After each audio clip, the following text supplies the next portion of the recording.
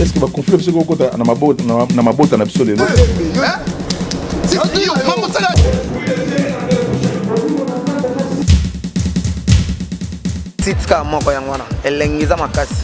Mais qui vous dit qu'en signant cet accord, c'est une faiblesse pour la RDC? Non, ce n'est pas une faiblesse. Je l'ai dit tout à l'heure que c'est un gage, c'est un avantage pour la RDC. Ouais, c'est une garantie pour la RDC, cet accord. Nous ne devons pas seulement être là comme des observateurs, mais nous devons aussi être des solutions. Je dis bien, il faut savoir dissocier.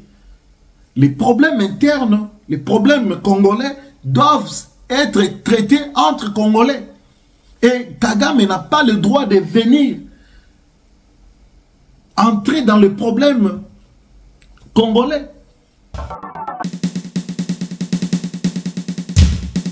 Parce que celui qui dirige le pays, c'est un garçon comme nous, c'est un homme.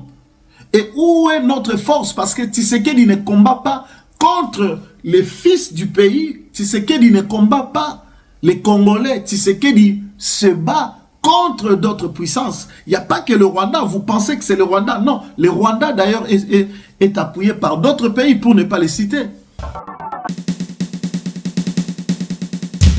Défendre le pays ne veut pas dire que vous devenez adepte de Tshisekedi. Défendre la nation, votre propre pays, ne veut pas dire que vous êtes derrière Tshisekedi. Vous pouvez toujours garder votre position d'opposition, mais défendons le pays. Un réel plaisir de vous retrouver encore sur cette chaîne Frayol TV One, la chaîne pro chez vous. Mesdames et messieurs, bonjour, bonsoir, ça dépend de l'heure à laquelle vous suivez cette émission, analyse, l'émission qui nous permet d'analyser ensemble, de réfléchir, de commenter, de proposer, n'est-ce pas, selon le sujet que nous avons à traiter. Alors, je vous demande, vous qui n'êtes pas abonnés sur cette chaîne, vraiment, la main sur le cœur, je vous demande de vous abonner. Abonnez-vous justement pour nous donner, n'est-ce pas, la force, et le soutien, surtout moral, et pour nous permettre vraiment d'avancer. Donc, nous allons parler de l'accord de Washington, l'accord de paix entre la RDC et le Rwanda, signé, n'est-ce pas, plutôt aux États-Unis, à New York. Alors, je vais aller un peu, n'est-ce pas, je vais essayer de décortiquer, je vais essayer d'analyser, de commenter point par point. Parce que j'ai essayé de voir, je regardais, hein, j'ai suivi plusieurs analystes, plusieurs commentateurs, plusieurs personnes frustrées par cet accord, plusieurs personnes contentes d'accord de cet accord, et d'autres personnes sceptiques, d'autres personnes moitié-moitié, tantôt plutôt. Et donc voilà, nous sommes dans la démocratie, chacun est libre, n'est-ce pas, de soutenir ou de ne pas soutenir. Et voilà, mais d'entrée de jeu, je voulais dire tout simplement que l'accord signé, ce n'est pas le premier accord que la RDC signe dans notre pays, que ce soit pour les problèmes internes ou les problèmes externes, c'est-à-dire avec le Rwanda. Ce n'est pas la première fois. Et en fait, on ne peut pas dire aujourd'hui qu'il ne fallait pas signer. On a signé cet accord. Moi, je regarde que la signature de cet accord met en accusation le Rwanda. Pourquoi? Si vous me posez la question, je vous réponds. Parce que le Rwanda qui a toujours nié qu'il était derrière le M23, derrière le AFC, n'est-ce pas, que sa présence, la présence militaire bien évidemment, n'était pas sur le sol congolais. Et aujourd'hui, si la RDC n'a pas un problème avec le Rwanda, pourquoi ils vont signer à Washington? Cela veut dire que le Rwanda, c'est un aveu. Le Rwanda a accepté, ou le Rwanda n'est-ce pas, a confirmé que la présence de ces militaires sont dans le sol congolais. Donc, voilà. Maintenant, si la RDC veut, la RDC peut porter plainte. Pourquoi? Parce que vous nous menacez. Pourquoi? Et moi, je dirais que ce n'est pas la guerre. Parce que la guerre, quand on dit la guerre, c'est deux nations qui se battent. Et en raison de quelque chose, nous et le Rwanda, la RDC et le Rwanda, c'est quoi le problème? C'est quoi le conflit? Le conflit est venu d'où? Le conflit est venu d'où? Le Rwanda a ses agendas cachés. Maintenant, il s'est servi, n'est-ce pas, des petits conflits internes en RDC, et il a pris les personnes frustrées, les personnes jaloux, tribalistes, les personnes comme des Nanga, des Kabila, etc. Il les a utilisées. Parce que le Rwanda n'a pas voulu sortir comme ça. Vous savez, si la diplomatie de Tshisekedi n'agissait pas, le Rwanda allait être toujours le maître dans l'ombre. Le Rwanda allait toujours jouer son rôle comme il l'a toujours fait. Kagame allait toujours rester en train de commanditer. Maintenant, cette fois-ci, Kabila, et plutôt Félix Antoine Tshisekedi l'a mis le dos contre mur. C'est-à-dire, il est allé avec lui. Et Tshisekedi, il avait déjà dit, il y a aujourd'hui presque 2 ans ou une année, il avait, non, 2 ans, il a dit que l'AFC, c'est Kabila. Et le M23, c'est qui? C'est Kagame. Et tous les mouvements qu'on connaissait dans le passé, ce sont des mouvements créés par le Rwanda, de Kagame. Tout ça, c'est justement pour créer, n'est-ce pas, créer des choses dans notre pays. Alors, pour une personne qui sait lire, une personne qui sait comprendre, qui sait analyser, conviendrait avec moi que la diplomatie de Tshisekedi a payé, même si certains opposants, peut-être ils sont conscients, ils le voient, mais peut-être comme ils ne peuvent pas acclamer, comme ils ne peuvent pas peut-être encourager les chefs de l'État, voilà pourquoi ils se taisent, ils ne veulent pas dire. Mais en réalité, la vérité est là. Tshisekedi a mené, n'est-ce pas, une diplomatie de haut niveau. Et d'ailleurs, Kagame qui a toujours nié, et la communauté internationale, les Américains, beaucoup de pays qui pensaient que la RDC mentait parce que ces pays-là étaient fournis par les pays, ces pays-là qui soutenaient le Rwanda étaient fournis des minéraux qui venaient de la RDC, Kagame, qui passaient par ces pantins. Les minéraux qu'il pillait, il vendait ailleurs. 30 ans. 30 ans, il a créé des groupes armés. Il a créé des groupes armés dans notre pays. 30 ans. C'est lui qui les a mis là. Ouais. Il les a utilisés. Voilà pourquoi le peuple congolais doit être uni. Le peuple congolais doit s'entendre. Le peuple congolais doivent aimer leur pays et défendre leur pays. On peut avoir des problèmes entre nous, mais ne nous laissons pas, n'est-ce pas, utiliser par quelqu'un d'autre qui vient nous mettre en conflit pour que je hais mon frère, je hais ma soeur, que je hais, n'est-ce pas, le bonheur des autres, que je dérange la paix des autres et au profit des autres personnes. Kagame a été toujours le maître, mais dans l'ombre. Et maintenant, Tshisekedi a tout fait pour les sortir, n'est-ce pas? Tshisekedi a fait pour les dénoncer, les sortir comme ça.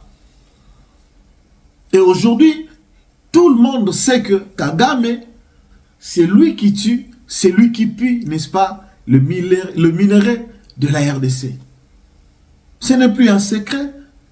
Ouais, ce n'est plus un secret. Est-ce que pour ça, les Congolais ne peuvent pas être reconnaissants envers Félix Antoine Tshisekedi. On ne vous impose pas, on ne vous exige rien, mais seulement on vous demande si vous pouvez au moins être reconnaissant. Nous devons dissocier, nous devons savoir dissocier les problèmes internes et les problèmes entre notre pays et d'autres pays. Notre pays est un pays riche en minerais et ce pays-là a toujours été, n'est-ce pas, beaucoup de pays jalousent notre pays. Principalement Kagame. Parce que si on peut bien analyser, on cherche à comprendre c'est quoi les problèmes. C'est quoi les problèmes? Qu'est-ce que Kagame veut? Pour prendre une partie de la RDC, Kagame, s'il estime que une partie qui appartient à la RDC lui appartient, il a des démarches à faire. Or, normalement, si on pouvait se retrouver à Doha ou bien aux États-Unis, ça devait être Kagame qui allait mener cette démarche-là et qu'on nous invite, nous, la RDC, comme si c'est nous, on a volé une partie, n'est-ce pas, des terres du Rwanda. On devait nous appeler. Mais quand Kagame n'a pas voulu, et Kagame, avec d'autres impérialistes, d'autres personnes, n'est-ce pas, ils ont mis en place ces stratégies-là de créer, n'est-ce pas, des groupes armés. Et il y avait un plan de balkanisation. J'ai dit, il y avait, mais il y a toujours ces plans-là de balkanisation. Ça pouvait se passer entre Rwanda, les Rwandais seuls. Mais le Rwanda ne pouvait pas arriver ou ne peut pas arriver sans utiliser le peuple congolais. Et le peuple congolais, ce n'est pas le peuple qui a qui suit la vision du chef de l'État, mais c'est ce peuple-là utilisé. C'est ce peuple-là, n'est-ce pas, qui ne partage pas. C'est ces politiciens-là, ces hommes-là et femmes frustrés, haineux, jaloux, tribalistes, que Kagame va utiliser, va prendre plutôt pour utiliser. Et aujourd'hui, ils sont dans la rébellion. C'est ça le plan. Parce que, je dis bien, je me répète qu'il n'y a pas un conflit. Il n'y a pas un conflit. Parce que le Congo a toujours existé et le Rwanda a toujours existé. Et c'est pourquoi c'est seulement aujourd'hui. Mais je pense que Kagame aujourd'hui, admettons, son plan a réussi. C'est-à-dire la balkanisation de la RDC ou bien une partie qu'il réclame, on lui donne. Mais Kagame ne restera pas éternellement au pouvoir ou ne restera pas éternellement en vie. Kagame un jour mourra. Je ne le souhaite pas la mort, mais nous savons que c'est le chemin de tout le monde. Un jour, il peut mourir. S'il part. Ceux qui sont là avec Kagame, je ne pense pas que tous partagent sa vision. Mais comme c'est un maître absolu, voilà pourquoi certains se taisent. Mais je sais que beaucoup changeront peut-être les choses après Kagame, après le règne de Kagame.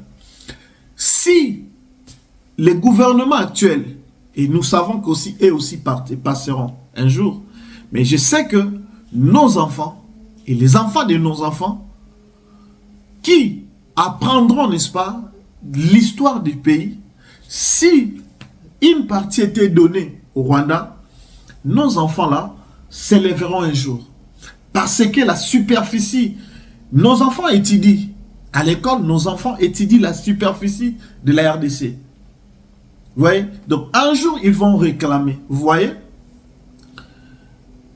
Il faut que même les Américains, même le monde entier, que tout le monde, que les gens sachent que ces conflits peut perdurer, peut rester longtemps, même après, n'est-ce pas, les départs de ces gens.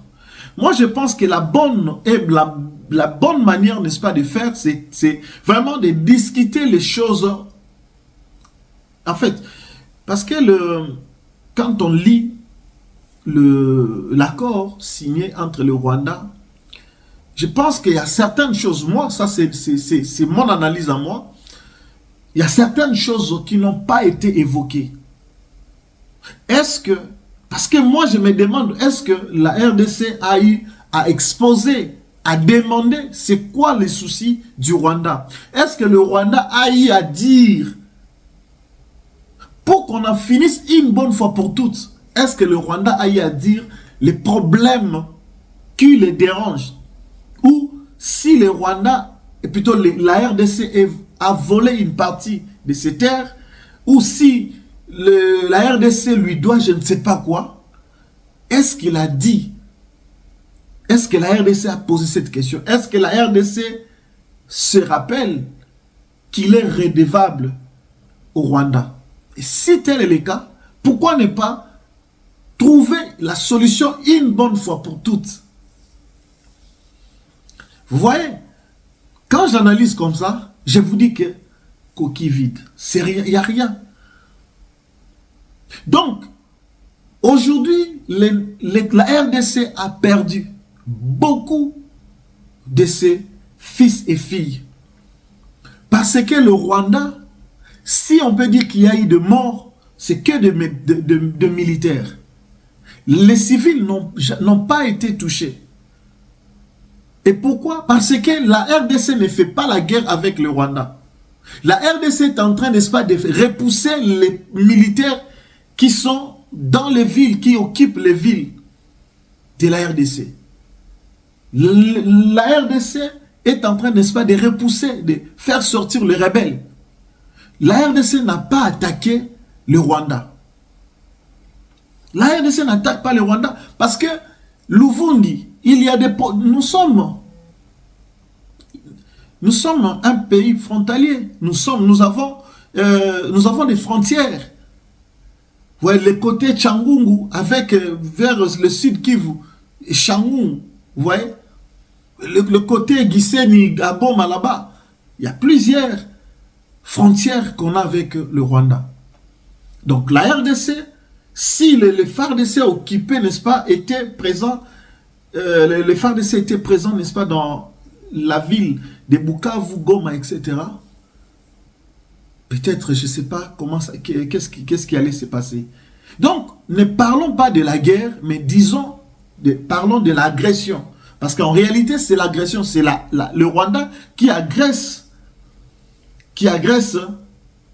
la RDC. Maintenant,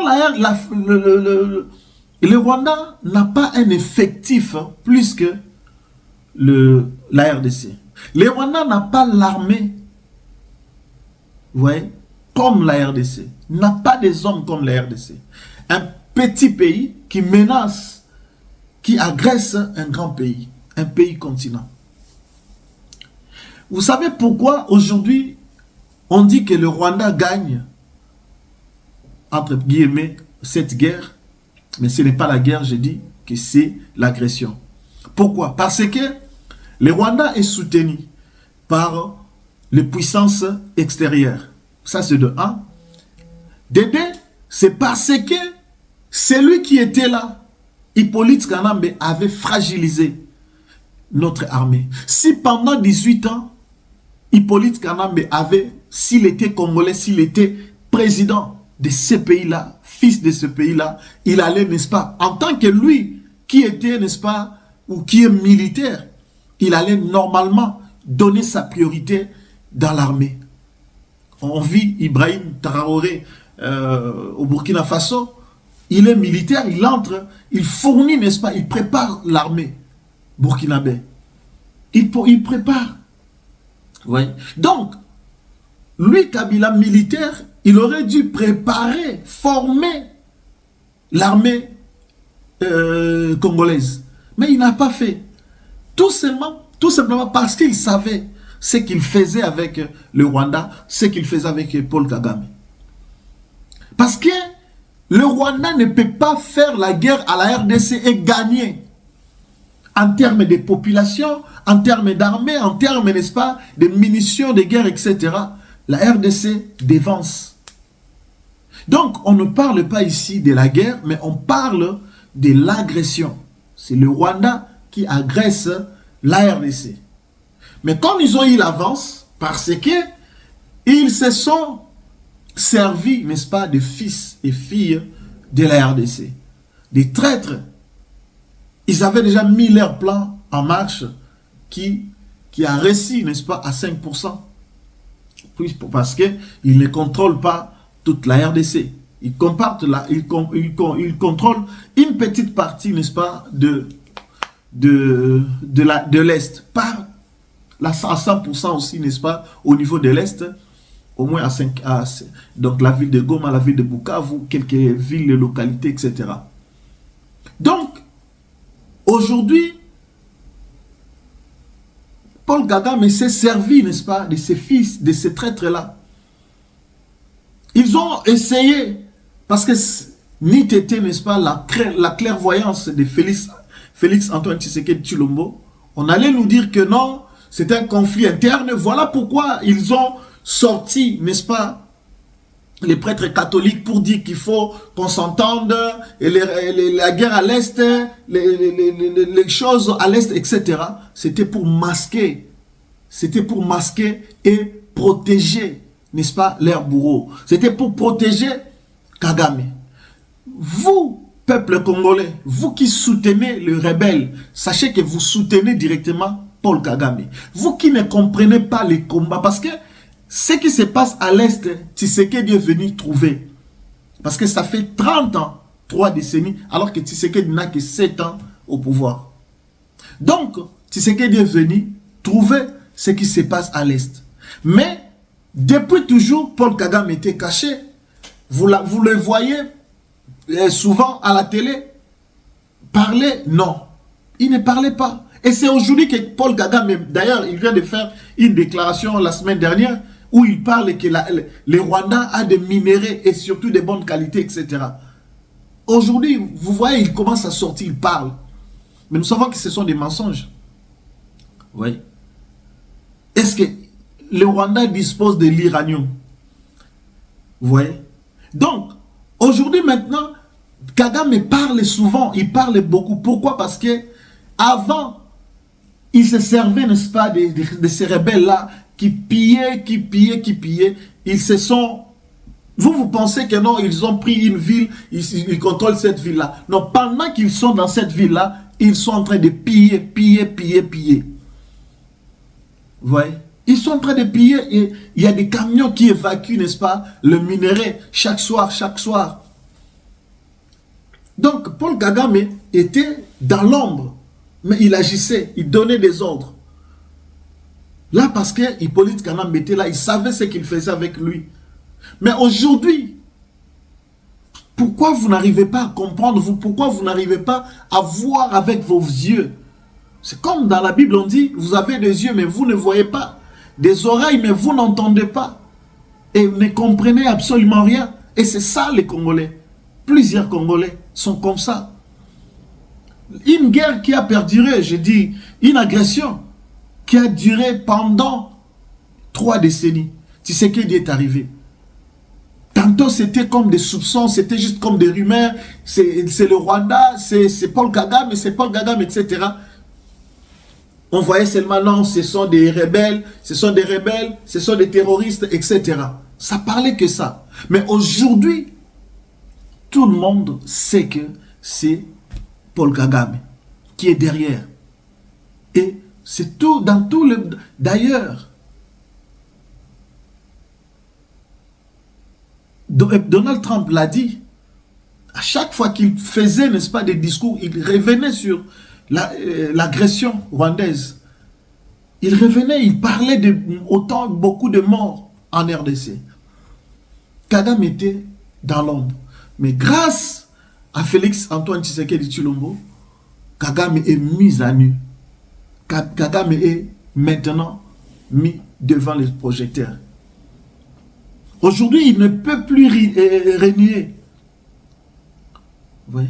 Donc, nous pouvons quand même comprendre les combats de Félix Antoine Tshisekedi. Nous pouvons quand même louer ces efforts-là. Quelqu'un qui vous agressait, il est là, mais il se servait des fils du pays. Il a fait ces agressions-là.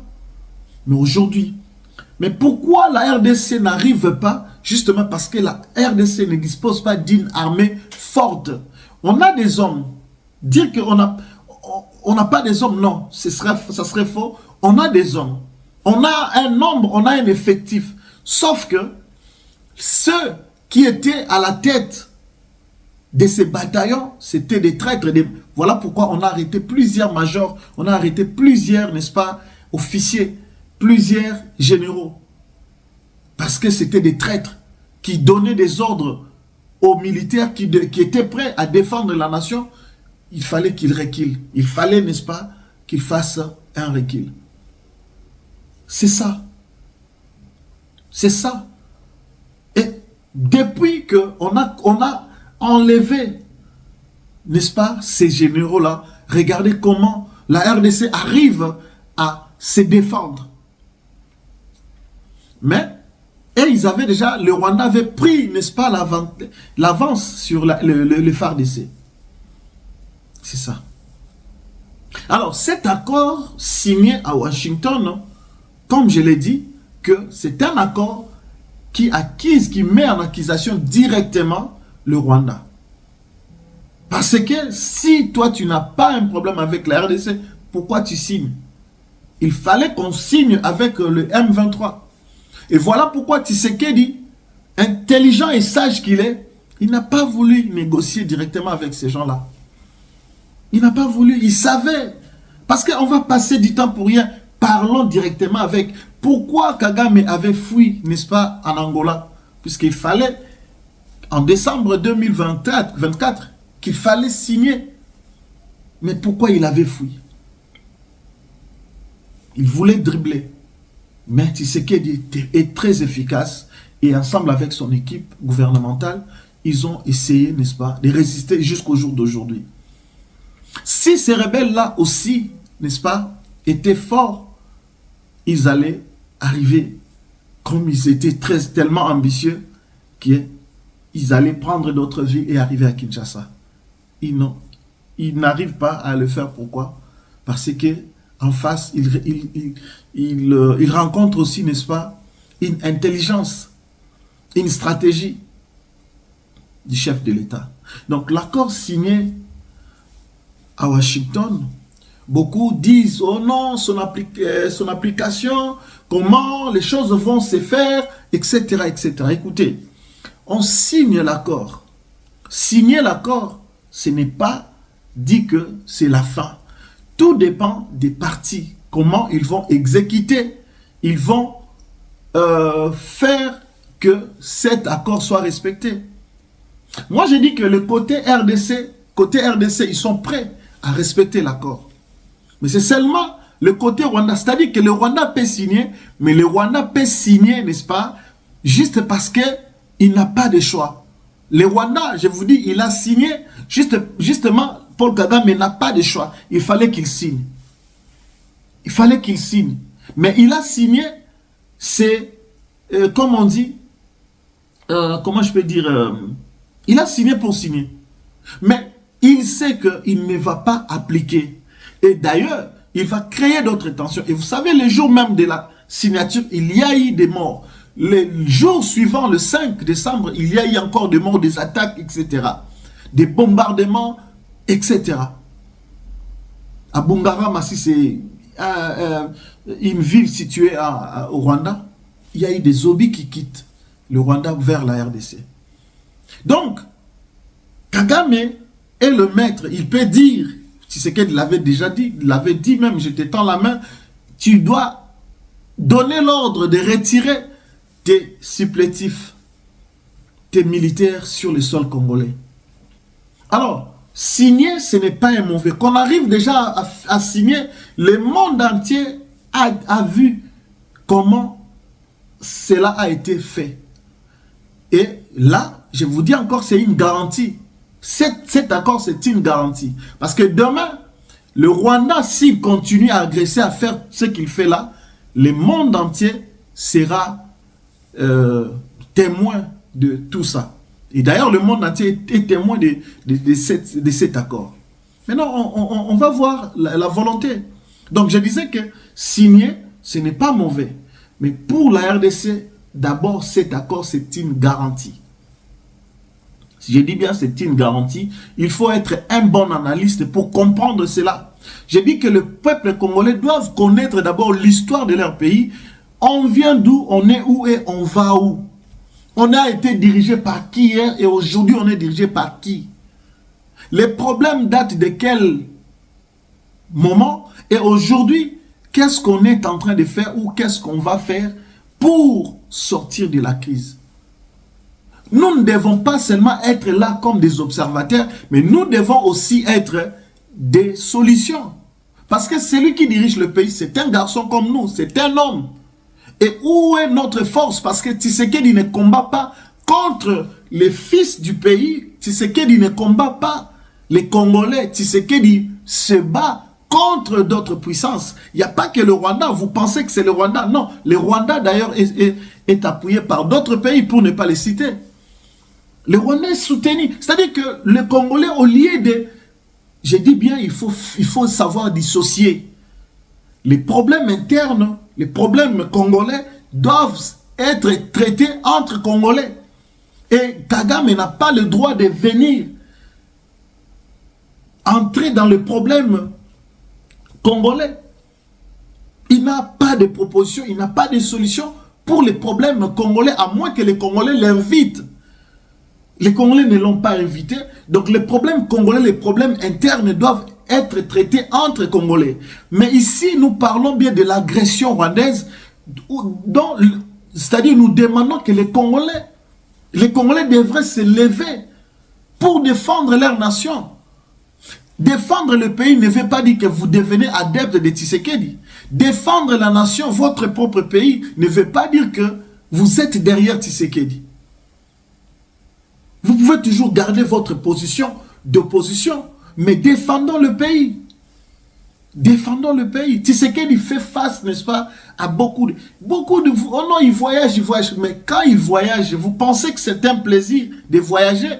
Vous pensez combien de risques y a-t-il pour prendre de l'avion et monter? Vous pensez que quand l'avion monte, on peut frapper une missile?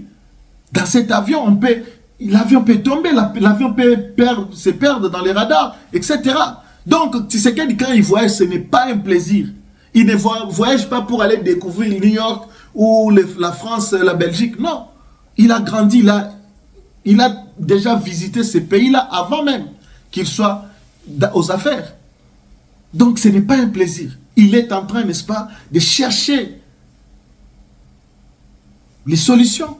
Et comme un père de famille, c'est ça, un père, un responsable, il doit se démerder, il doit aller à gauche, il doit toujours chercher là où la solution. Et d'autres personnes nous sourient, d'autres personnes, je vous dis bien, là où Tshisekedi est allé frapper, on lui montre les dents. Mais en réalité, ces gens-là, d'autres, je dis bien d'autres, parce que si certains présidents d'autres pays que Tshisekedi a rencontrés, si ces gens-là étaient sincères avec Tshisekedi, cette guerre allait finir bien longtemps. C'est-à-dire que d'autres personnes que Tshisekedi a rencontrées, moi je dis qu'il y a de l'hypocrisie. J'ai dit que d'autres personnes, ils sourient, ils montrent les dents à Tshisekedi. Parce que c'est les protocoles, on le reçoit, mais on ne sait pas derrière qu'est-ce qui s'est dit, qu'est-ce qui s'est fait. Mais il est obligé. Si vous frappez à gauche, allez aussi frapper à droite, etc. Donc, s'il y a 30 portes, continuez à frapper sur 30 portes. Peut-être dans les 30 portes, vous n'aurez que 5 ou 10 portes qui vous seront ouvertes. Ouais. Donc, Tshisekedi doit continuer. Qui vous dit qu'en voyageant, il saigne, n'est-ce pas, les caisses de l'État? Hein?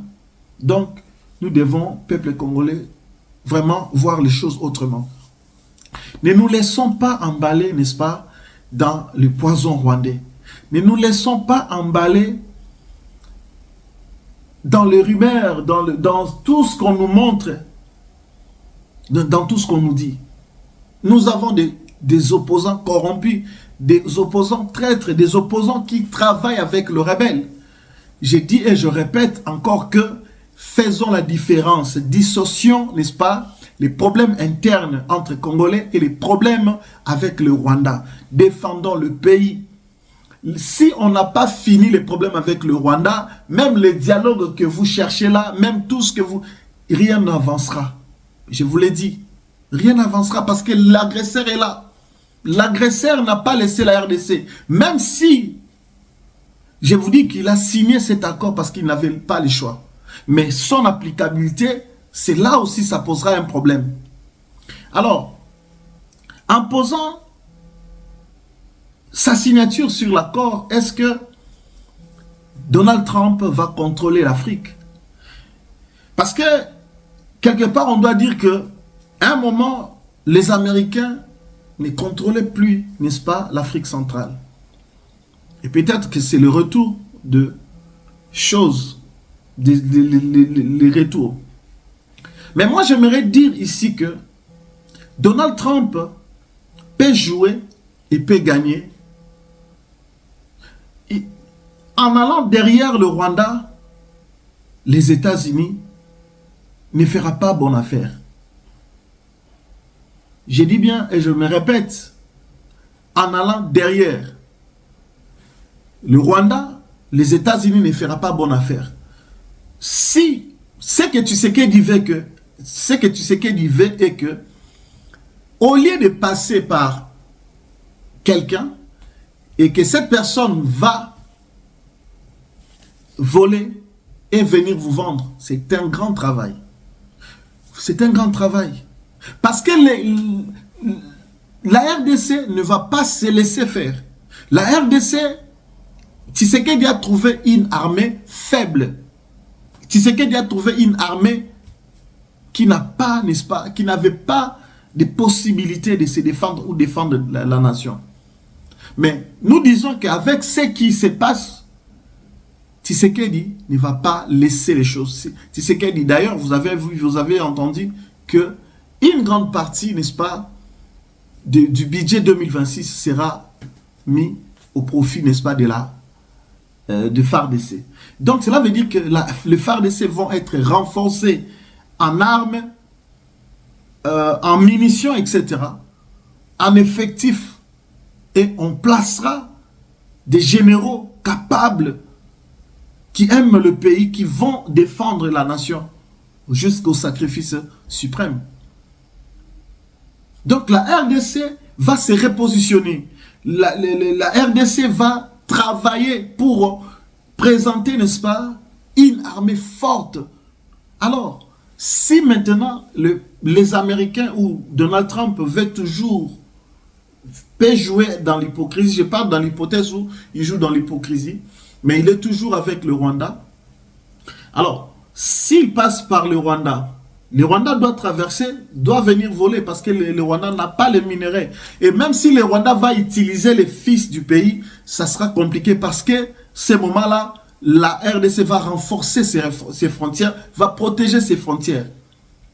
Et donc, il y aura une puissance qui va s'imposer. Donc, moi je pense que au lieu de faire ça, et que les gens meurent pour rien, pourquoi ne pas venir tout droit? Pourquoi ne pas venir tout droit? Parce que c'est le minerai que vous voulez. Venez tout droit, négocions, prenez les minéraux, donnez-nous l'argent, développons, n'est-ce pas, travaillons, coopérons. C'est ce que Tshisekedi fait. Au lieu que les gens puissent continuer à mourir gratuitement. Donc je dis que Donald Trump fera une grosse erreur s'il passe toujours par le Rwanda. Parce que je dis encore que l'armée congolaise redeviendra très forte. Oui, je le sais. Alors, une condition que le Rwanda donne, c'est la neutralisation des FDLR. Mais moi je dis que les FDLR, c'est juste un prétexte, c'est juste un...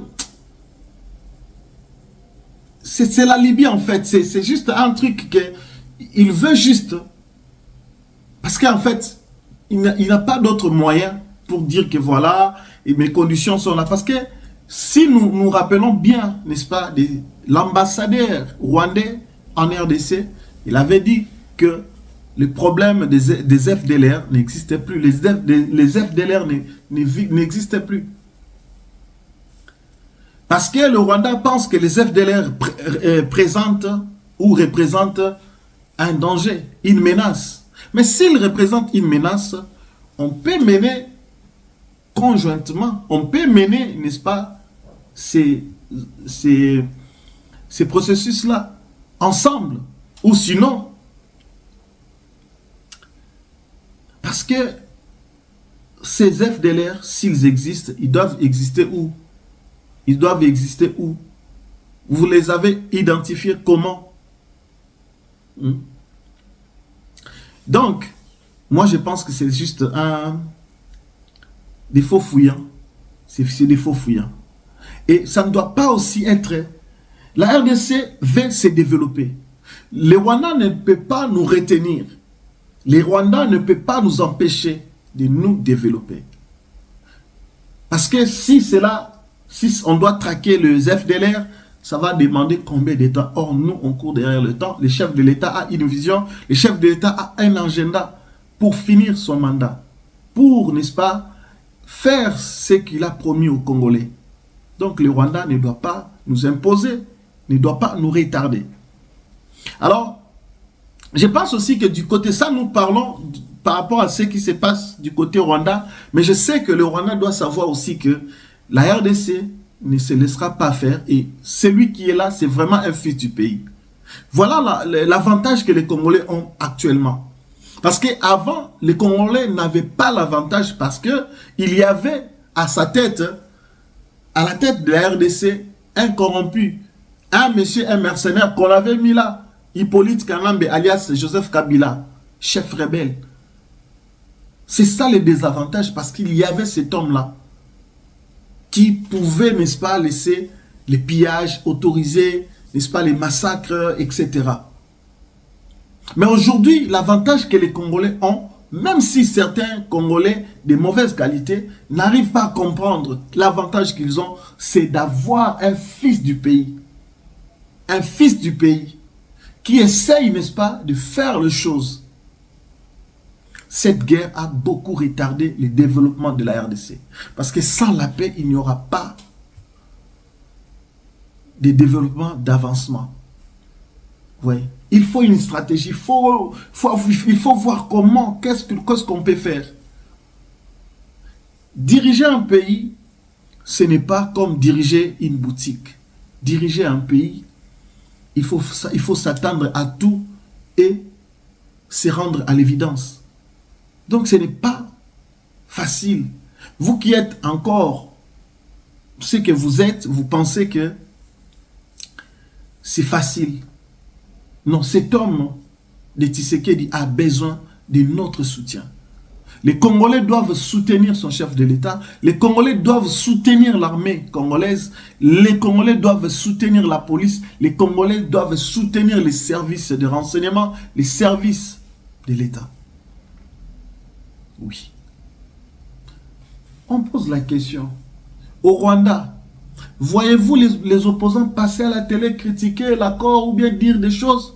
Voyez-vous la population dehors, etc. Non. Par là, qu'est-ce que les Congolais doivent retenir, doivent comprendre?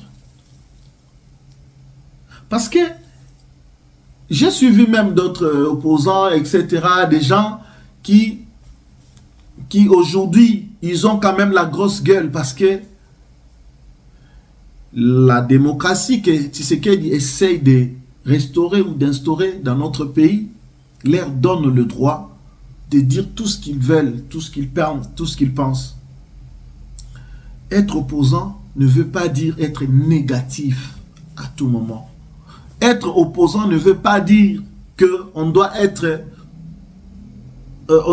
catégorique, on doit être extrémiste. Non. Être opposant, on peut être là, on analyse, on regarde, on voit et on propose des solutions. Ceux qui crient à la télé, matin, midi, soir, qui critiquent l'action du chef de l'État, l'accord, etc., si vous le mettez là, ils ne feront pas ce qu'ils sont en train de dire. Croyez-moi, chers Congolais. Croyez-moi. Alors, nous tendons vers la fin. Nous allons parler un peu, n'est-ce pas, de la méfiance par rapport à cet accord. Parce que j'ai vu encore d'autres personnes critiquer l'attitude de Tshisekedi, etc. Vous savez, Tshisekedi, il sait, il est en face de qui? Cet accord, je vous dis que on a imposé à Kagame de le faire. Parce que c'est le... En fait, les résolutions, c'est presque le même résolution d'Angola. C'est presque. Mais Kagame avait fui. Mais aujourd'hui, quand même, comme c'est la grande puissance, les États-Unis, il est venu. Et nous attendons. Il ne faut pas être sceptique, il ne faut pas être... comment je peux dire? C'est-à-dire il ne faut pas attendre directement à 2 jours, 3 jours la solution. Non, non, non. C'est un processus. Les ministres congolais ont essayé d'expliquer les bien fondés de cet accord, les avancées, les avantages, les inconvénients, la crainte, etc. Ils ont expliqué. Les journalistes sont passés à tour de rôle, ils ont posé des questions. On a vu, on a entendu. Mais laissons le temps. Laissons le temps. Voyons voir ce qui va se passer. Mais qui vous dit qu'en signant cet accord, c'est une faiblesse pour la RDC? Non, ce n'est pas une faiblesse. Je l'ai dit tout à l'heure que c'est un gage, c'est un avantage pour la RDC. Ouais, c'est une garantie pour la RDC, cet accord. Qu'il soit respecté ou pas, c'est bien. C'est une garantie. Vous voyez? Et ce n'est pas une faiblesse pour la RDC. Et aussi, la RDC ne va pas croiser les bras. Les FARDC ou les gouvernements congolais ne va pas croiser les bras pour dire « Ouais, nous attendons que Kagame retire ses militaires. » Non. On reste aux aguets. On reste prudent. On reste là. On est là. On soutient le gouvernement et la présidence. On soutient, n'est-ce pas, les FARDC. On est là. Et les Ouazalendo. On est là. Et on va continuer à entreprendre d'autres contacts et on va préparer notre armée. Donc, c'est ce qu'il faut faire. Donc, chers Congolais, ne pensez pas que c'est une faiblesse. Ne pensez pas que, voilà, c'est fini, on va croiser les bras. Non. On est là, on va voir. Voilà pourquoi vous avez vu l'attitude de Tshisekedi. Il se méfie. Kagame, il est présenté pour le moment. Tshisekedi, lorsqu'il l'a appelé frère, cela ne veut pas dire en vrai terme. Il venait à peine d'arriver au pouvoir. Il savait que le pouvoir est laissé par quelqu'un qui a un peu, n'est-ce pas, une nationalité douteuse. Vous voyez? Qui a un passé un peu obscur, sombre. Et donc, il faut se mettre en garde. Il a fait le tour de 9 pays frontaliers. Parce que je viens d'arriver, je voulais savoir. Et pour battre son ennemi, il faut l'approcher. Ouais. Il faut l'accoster. On dit bien, il faut accoster la personne avant de tirer des conclusions.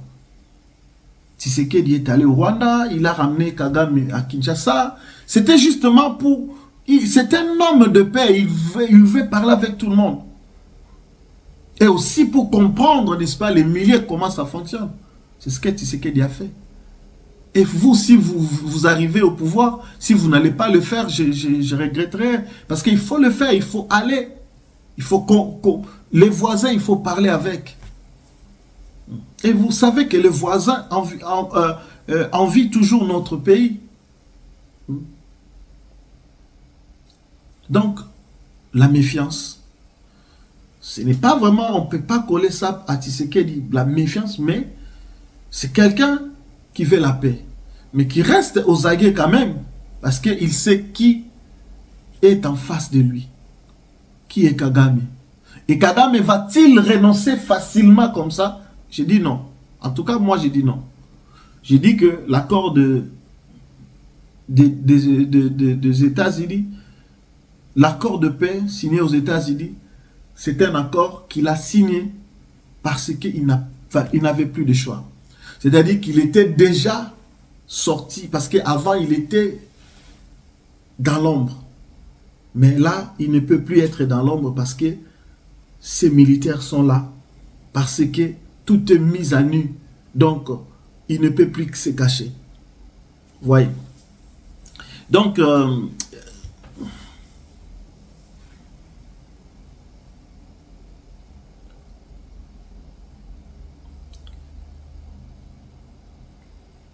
il y a une chose que j'aimerais dire. Je vais peut-être finir par là. Je me pose une question. Les accords en Afrique. Après plus de 66 ans, ou 65 ans, ou 66 ans de l'indépendance, parce que plusieurs pays, je crois que, ont presque même date d'anniversaire de leur indépendance. Plusieurs pays en Afrique. Mais je me pose la question. L'Afrique a été colonisée par les Américains, par les Européens, etc.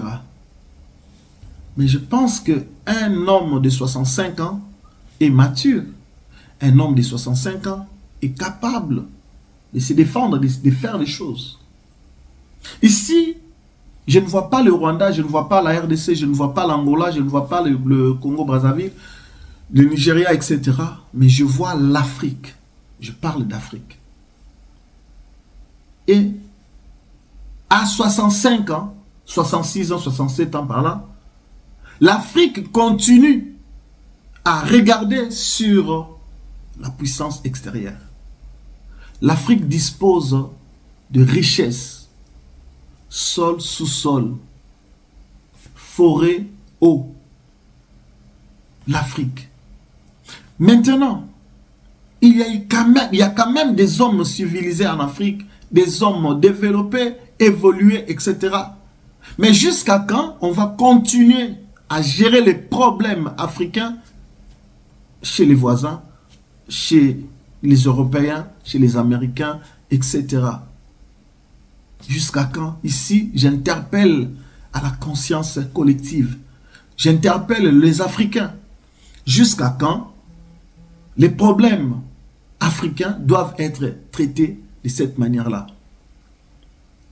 Cela montre que, en fait, là, c'est comme si on est en train de donner raison ou on est en train de dire aux colonisateurs que vous avez eu tort de nous laisser.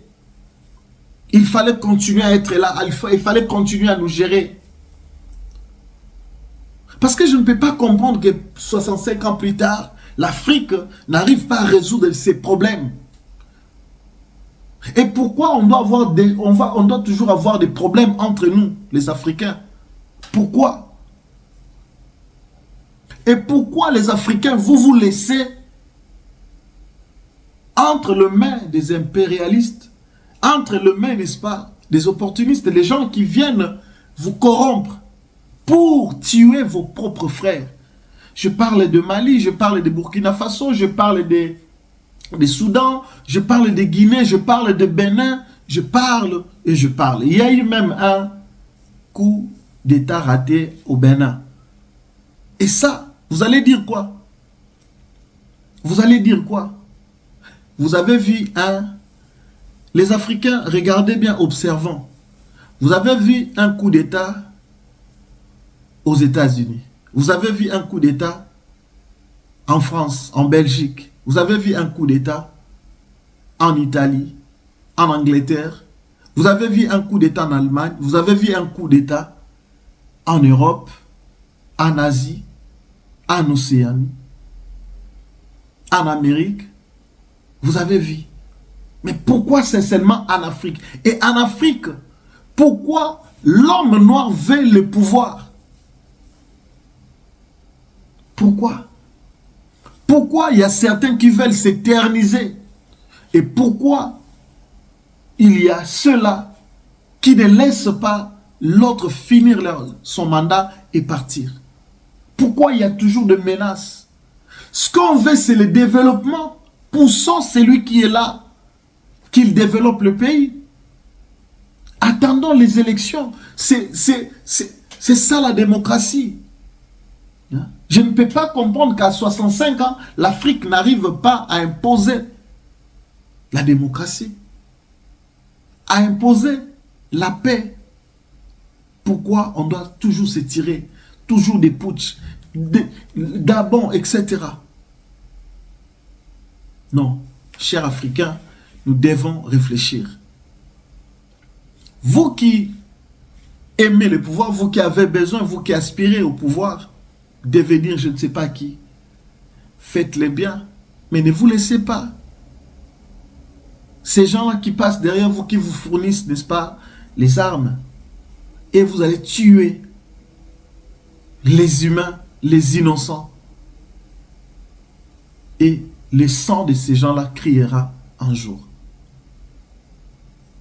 Donc, c'est juste un conseil. Je vais retourner sur la RDC pour finir. Donc, c'est lundi, oui, décembre 2025. Le président Félix Antoine Tshisekedi Tshilombo sera devant le Parlement réuni en congrès où il va adresser il va faire une adresse à la nation. Nous allons voir, nous allons entendre et nous reviendrons, n'est-ce pas, pour décortiquer, pour analyser, pour comprendre ensemble ce qu'il a dit, ce qu'il a voulu dire et ce qu'il prévoit faire dans les jours à venir pour la RDC, pour l'armée, pour la police. Parce que notre armée, ce n'était pas, à l'époque d'Isaïe, ce n'était pas une petite armée, parce que notre armée a représenté, est allé défendre d'autres nations ailleurs. Donc, Hippolyte Kanambe est venu, il a neutralisé, il a saboté, et donc voilà pourquoi on se retrouve dans cet état-là. Mais je crois que avec ces gouvernements, avec la volonté et la vision du chef de l'État, les choses vont bouger et ça passera bien. Donc, chers compatriotes, chers internautes, chers téléspectateurs, pardon, merci d'avoir suivi cette émission. Je suis arrivé à la fin. Donc, je suis Francis Mwamba Lambert. Je suis analyste, je suis journaliste, analyste politique. Donc, je suis aussi formateur professionnel d'adultes FPA. Donc, merci d'avoir suivi cette émission Analyse, l'émission qui nous permet, n'est-ce pas, d'analyser, de réfléchir, de penser, etc. Je sais que ce que j'ai dit ici, ce n'est pas le oui et l'amen, ce n'est pas une parole d'évangile.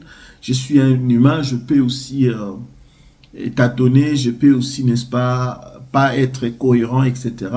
Allez-y comprendre, mais ce qui est important est que lorsque quelqu'un dit, dans ce qu'il dit, peut sortir, n'est-ce pas, quelque chose que vous pouvez peut-être développer et trouver des solutions. Donc, on n'est pas parfait. Et tout ce qu'on dit, ce n'est pas exact peut-être, mais il faut juste prendre là où c'est bon, ok? Et donc, je vous laisse et je vous demande juste de vous abonner. Abonnez-vous sur cette chaîne Frayol TV One, c'est la chaîne pro chez vous. Et donc, donnez-nous vos suggestions, donnez-nous, n'est-ce pas, vos idées et nous tiendrons compte de toutes ces propositions pour faire ce qu'il faut faire pour votre bonheur. Donc, d'ici là, portez-vous bien et à la prochaine. Big up.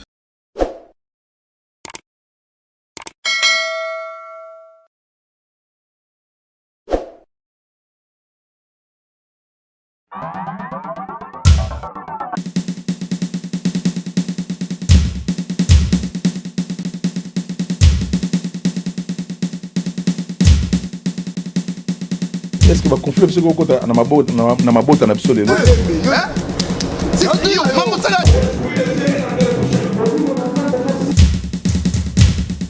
titka moko yango wana elengiza makasi